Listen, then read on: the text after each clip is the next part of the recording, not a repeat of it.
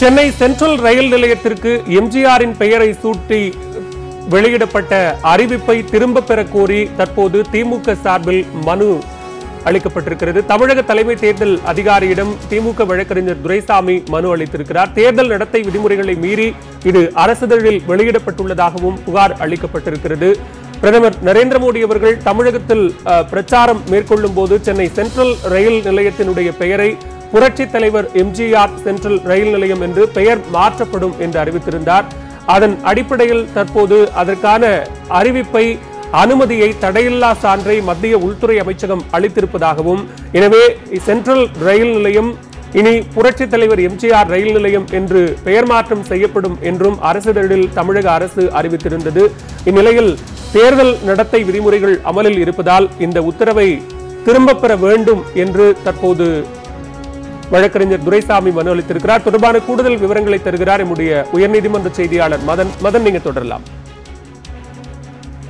எனவே பிரதமர் மோடி அறிவித்தது போல சென்னை சென்ட்ரல் ரயில் நிலையத்திற்கு புரட்சி தலைவர் டாக்டர் எம்ஜிஆர் ராமச்சந்திரன் சென்ட்ரல் ரயில் நிலையம் என்று பெயர் மாற்றப்படும் என்று தெரிவித்திருந்தார். இதற்கான ஒப்புதல் அளிக்கப்பட்ட நிலையில் இன்று அந்த சென்ட்ரல் ரயில் நிலையத்தை புரட்சி தலைவர் டாக்டர் எம்ஜி ராமச்சந்திரன் சென்ட்ரல் ரயில் நிலையம் என்று பெயர் மாற்றம் செய்வதாக தமிழக அரசு தமிழகத்தின் தலைமை செயலாளர் ஒரு அறிவிப்பானை வெளியிட்டிருந்தார். இந்த ஒரு அறிவிப்பானையை ரத்து செய்ய வேண்டும், திரும்ப பெற வேண்டும் என்று வலியுறுத்தி தற்போது தமிழக தலைமை தேர்தல் அதிகாரிக்கு மூத்த வழக்கறிஞர் துரைசாமி அவர்கள் ஒரு மனு அளித்துள்ளார். அதாவது தற்போது தமிழகத்தில் தேர்தல் நடத்தை விதிகள் அமலில் உள்ளது. இந்த சூழலில் தற்போது தேர்தல் நெருங்கி வரும் நேரத்தில் இது போன்று தமிழக அரசு தேர்தல் ஆணையத்தின் எந்த ஒரு முன்னனுமதி பெறாமலே இது போன்ற ஒரு அறிவிப்பானை வெளியிட்டது தேர்தல் விதிகளுக்கு எதிரானது. இது போன்ற ஒரு அறிவிப்பானை வெளியிட்டது தற்போது தேர்தல் காலம் என்பதால் அது ஒரு கட்சிக்கு மட்டும் சாதகமாக ஏற்படும் என்று அவர் தரப்பில் தெரிவிக்கப்பட்டது. எனவே இந்த ஒரு விஷயத்தில் உடனடியாக தமிழக தேர்தல் ஆணையம் தலையிட்டு தமிழக தலைமை செயலாளர் வெளியிட்ட அந்த ஒரு அறிவிப்பானை ரத்து செய்ய வேண்டும், உடனடியாக நடவடிக்கை எடுக்க வேண்டும் என்று தற்போது அந்த ஒரு மனுவில் தெரிவித்துள்ளார். இந்த மனு மீது எந்த ஒரு நடவடிக்கை எடுக்கப்படாவிட்டால் இது தொடர்பாக சென்னை உயர்நீதிமன்றத்தில் மனு தாக்கல் செய்யவும் வாய்ப்புள்ளது. பாலவேல் மதன், ஒருவேளை மனு தாக்கல் செய்யப்படும் பட்சத்தில் அது உடனடியாக விசாரணைக்கு எடுத்துக் கொள்ளப்படுவதற்கான வாய்ப்புகள் இருக்கிறதா? என்று சொன்னால் தேர்தல் நெருங்கிக் கொண்டிருக்கிறது, தேர்தல் நடத்தை விதிமுறைகள் அமலில் இருக்கக்கூடிய சூழ்நிலையில இந்த மாதிரியான ஒரு அறிவிப்பு நடவடிக்கையை நீதிமன்றம் எப்படியாக பார்க்கும் என்று எதிர்பார்க்கலாம்? கண்டிப்பாக, அதாவது தேர்தல் வழக்குகளை விசாரிப்பதற்கென்று தற்போது சிறப்பு அமர்வு ஒன்று சென்னை உயர்நீதிமன்றத்தில் அமைக்கப்பட்டுள்ளது.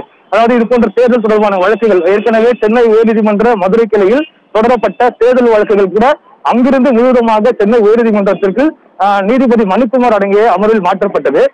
அதாவது எதற்காக என்றால் தேர்தல் நெருங்கி வரும் நேரத்தில் இது போன்ற சென்னை உயர்நீதிமன்றத்திலும் மதுரை கிளையிலும் வெவ்வேறு வழக்குகள் தொடரப்பட்டால் அது பல்வேறு நடைமுறை சிக்கல் ஏற்படுவதால் முழுமையாக அனைத்து வழக்குகளையும் இந்த அமர்வை விசாரிக்க தெரிவித்துள்ளார்கள். எனவே தேர்தல் மட்டும் தற்போது நெருங்கி வரும் நிலையில் இது போன்ற ஒரு கோரிக்கை எழுந்துள்ளது. அது மட்டும் இல்லாமல் இந்த கோரிக்கைக்கு, அதாவது இன்று சனிக்கிழமை அன்று இது போன்ற ஒரு புகார் மனு கொடுக்கப்பட்டுள்ளது. நாளை ஞாயிற்றுக்கிழமை ஒருவேளை நாளைக்குள்ளாக இதில் எந்த ஒரு நடவடிக்கை எடுக்கப்படாவிட்டால் திங்கட்கிழமை அன்று தொடர்பாக நீதிமன்றத்தில் ஒரு முறையீடு செய்யவும், இதனை அவசர வழக்காக எடுத்துக்கொள்ள ஒரு முறையீடு செய்யவும் வாய்ப்புள்ளது.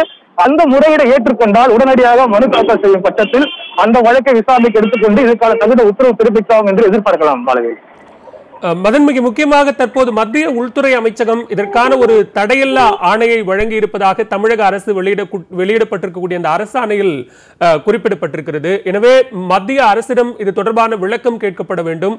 மத்திய அரசு அதற்கான உரிய விளக்கத்தை அளித்த பிறகுதான் இது தொடர்பான விசாரணை நடைபெறுமா என்கிற கேள்வி எழுகிறது. அதற்கான கால அவகாசம் இருக்கிறதா?